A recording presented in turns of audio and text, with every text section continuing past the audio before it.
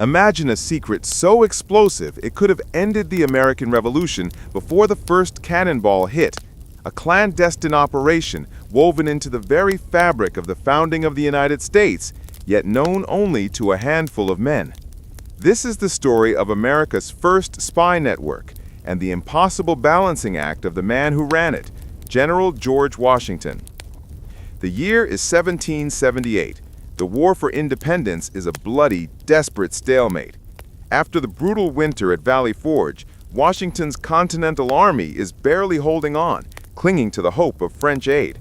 But the greatest threat isn't the mighty British Army. It's the insidious, invisible enemy: betrayal. The British occupation of New York City, a bustling hub of commerce and loyalist fervor, had become a black hole of intelligence, shielding the movements of General Sir Henry Clinton and his 10,000-man force. Washington knew he needed eyes and ears inside that city, but who could he trust to risk the noose? Chapter 1. The Artisan and the General. The man Washington chose was Major Benjamin Tallmadge, a Yale-educated cavalry officer from Long Island. Tallmadge was a master of discretion, fiercely loyal, and crucially, a man who understood the power of a hidden message. In the spring of 1778, Washington gave Tallmadge an order that would define the rest of the war: establish a permanent spy ring in New York City and Long Island. This network would be known only by its code name, the Culper Ring.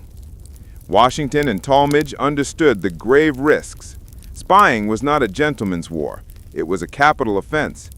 Nathan Hale, a recent Yale graduate and friend of Tallmadge, had already been executed by the British in 1776. His last words, "I only regret that I have but one life to lose for my country," immortalized as a rallying cry, but also a stark womaning. The core of the Culper Ring was to be a group of Long Island patriots who knew the land and could pass as ordinary citizens.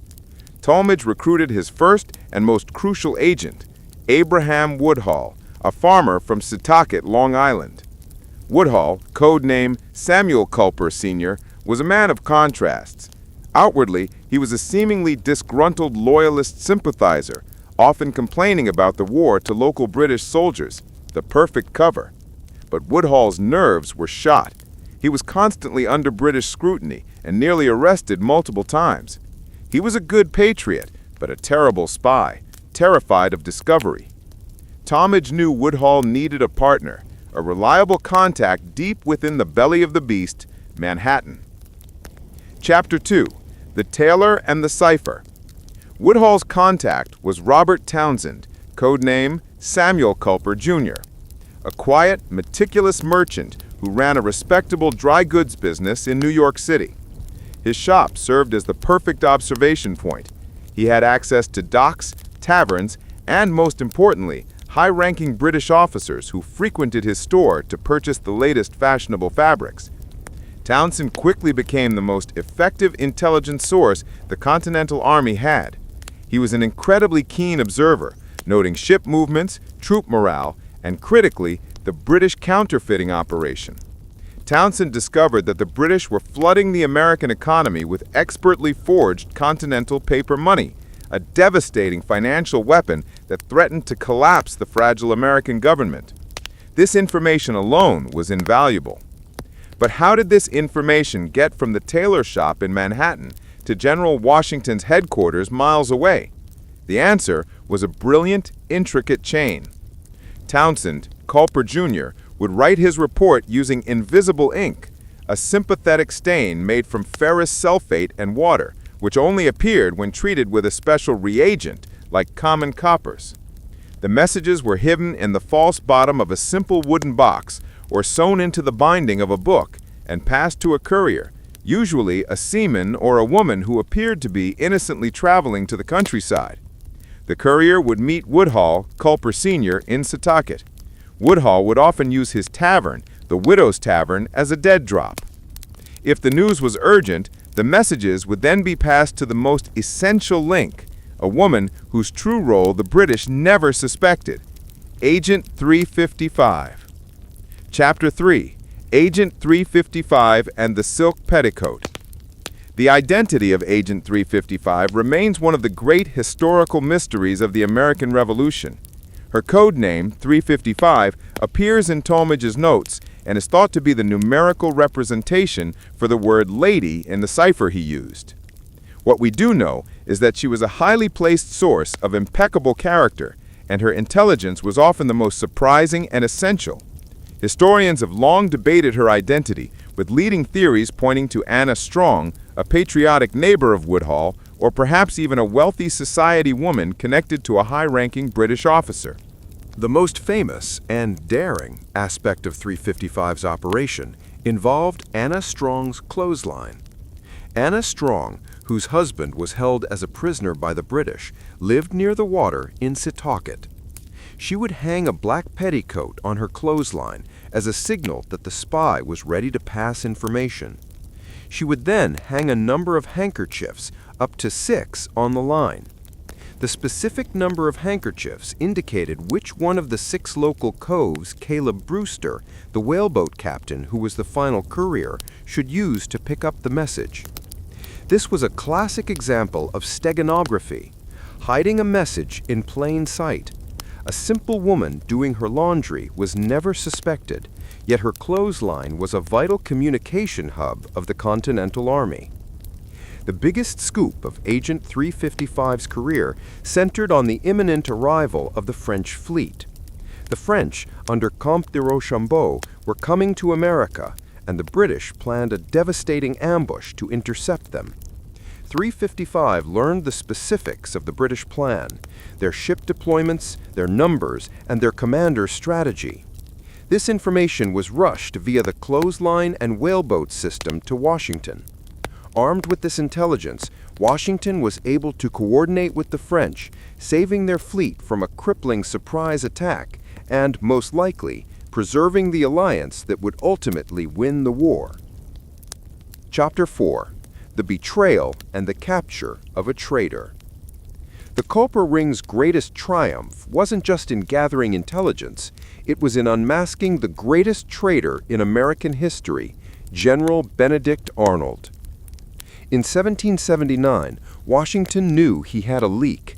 Critical information was getting into British hands with alarming regularity, costing American lives and resources. The source was close, but he couldn't imagine a major general would betray the cause.